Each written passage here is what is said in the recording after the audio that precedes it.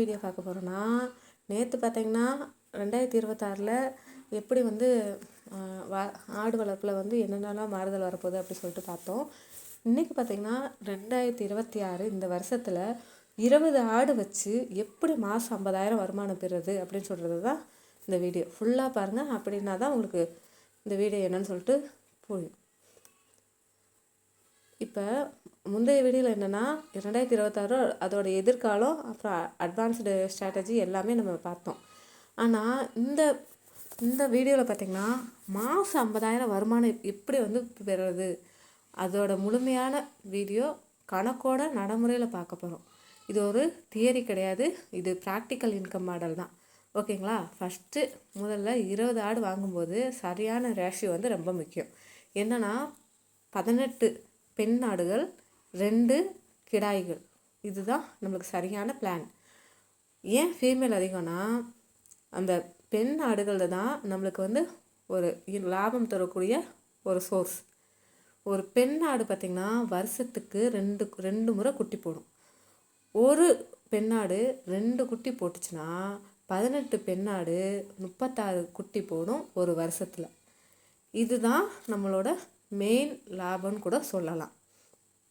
இப்போ நம்ம ஆரம்ப முதலீடு கணக்கு ஒரு அப்ராக்சிமேட்டாக இவ்வளோ கணக்கு பார்க்க போகிறேன். அதை வந்து நீங்கள் தெளிவாக நோட் பண்ணி கூட வச்சுக்கோங்க. இப்போ 20 ஆடு வாங்குறதுக்கு எவ்வளோ விலையில் வாங்கணும் அப்படின்னா, ஃபஸ்ட்டு 18 பெண்ணாடு, அது வந்து 18 இன்ட்டு ஒரு ஆடுக்கு வந்து 8,000. அப்போ 18 இன்ட்டு 8,000னா 1,44,000. ரெண்டு கிடாய் சொல்லியிருந்தேன் இல்லையா, ஒரு கிடா வந்து 10,000, அப்படின்னா 2 கிடா வந்து 20,000. இப்போ ரெண்டும் சேர்த்து மொத்தம் 20 ஆடுக்கு வந்து 1,64,000. இப்போ நம்ம ஷெட்டுக்கு வந்து ஒரு 50,000 செலவழிக்கிறோன்னு சொல்லி வச்சுக்கோங்க. அதோட ஃபீட் காஸ்ட்டு, தீவன செலவு, இந்த இதெல்லாம் பார்த்திங்கன்னா 6 மாதத்தில் ஒரு 40,000 வரைக்கும் வரும். அப்போ நம்ம டோட்டலாக என்ன இன்வெஸ்ட்மெண்ட் பண்ணோன்னா 2,54,000. 20 ஆட்டுக்கு வந்து இவ்வளோ இன்வெஸ்ட்மெண்ட் பண்ணி பார்க்கணும். இப்போ நம்மளுக்கு லாப கணக்கு இருக்கும் பார்த்திங்களா, அதுக்கு ஒரு கால்குலேஷன் சொல்ல போகிறேன்.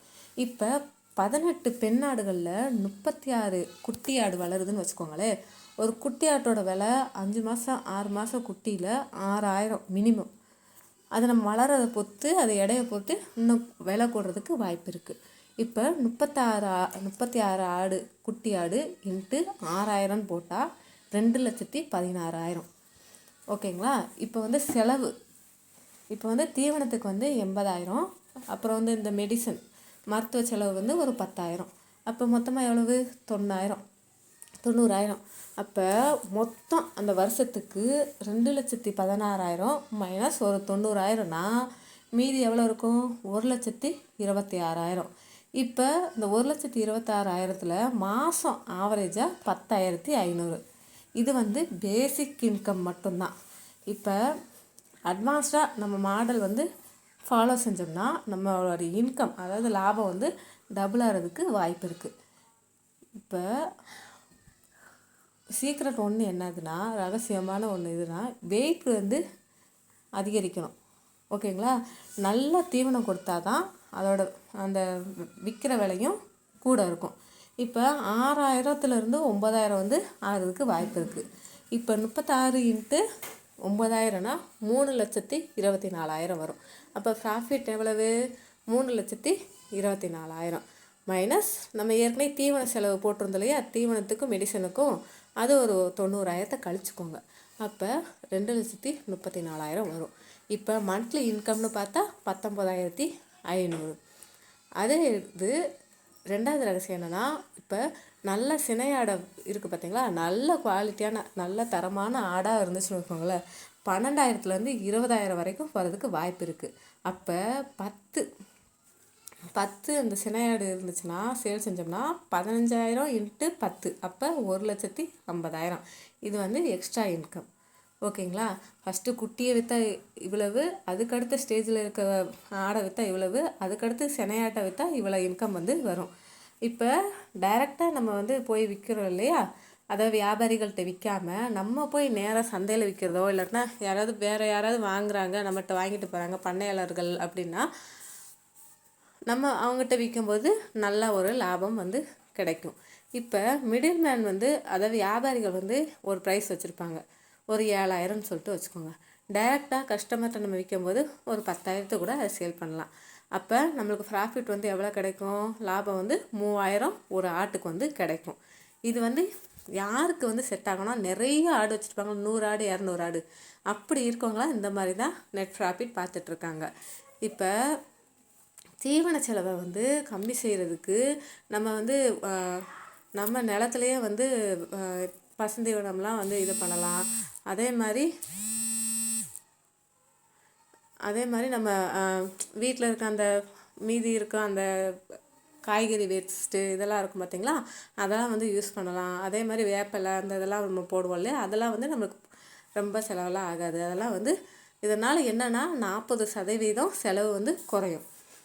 இப்போ டோட்டலாக நம்மளுக்கு வந்து எவ்வளோ லாபம் கிடைக்கும்னா, நம்ம வந்து குட்டி ஆடுகளை விற்கும்போது 2,34,000, அதே மாதிரி சினை ஆடை விற்றோம்னா 1,50,000.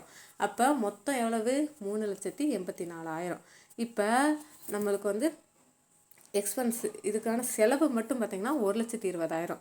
அப்போ நம்மளுக்கு எவ்வளோ லாபம் கிடைக்குது, 2,64,000 ஒரு வருஷத்தில் கிடைக்கிது.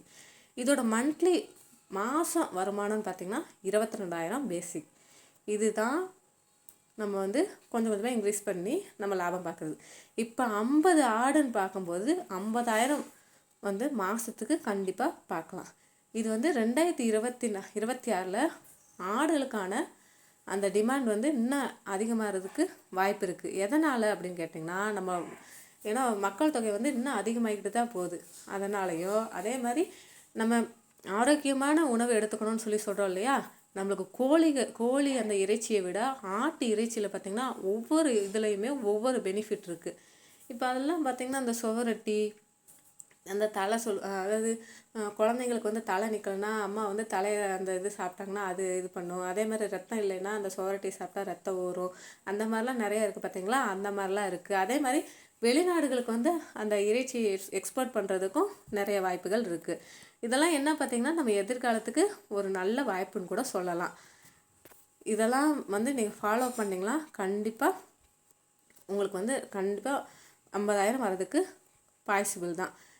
இது பார்த்திங்கன்னா 2 to 3 வருஷத்தில் பார்த்திங்கன்னா நீங்கள் 100 ஆடுகளை கூட உருவாக்கி ஒரு பெரிய பண்ணையாக கூட வைக்கிறதுக்கு வாய்ப்பு இருக்குது. சின்ன முதலீடு தான், ஆனால் பெரிய வருமானம் கண்டிப்பாக இதில் இருக்குது. ஓகேங்க, இந்த வீடியோ கண்டிப்பாக உங்களுக்கு யூஸ்ஃபுல்லாக இருந்திருக்கும்னு நினைக்கிறேன். கண்டிப்பாக வந்து லைக் பண்ணுங்கள், ஷேர் பண்ணுங்கள், கமெண்ட் பண்ணுங்கள். ஏதாவது டவுட் இருந்தாலும் கமெண்ட் பாக்ஸில் சொல்லுங்கள். மறக்காமல் சப்ஸ்கிரைப் செஞ்சு சப்போர்ட் பண்ணுங்கள். நாளைக்கு என்ன வீடியோ போகலான்னு சொல்லிட்டு அதையும் கமெண்ட் பாக்ஸில் பண்ணுங்கள். நாளைக்கு பார்க்கலாம்.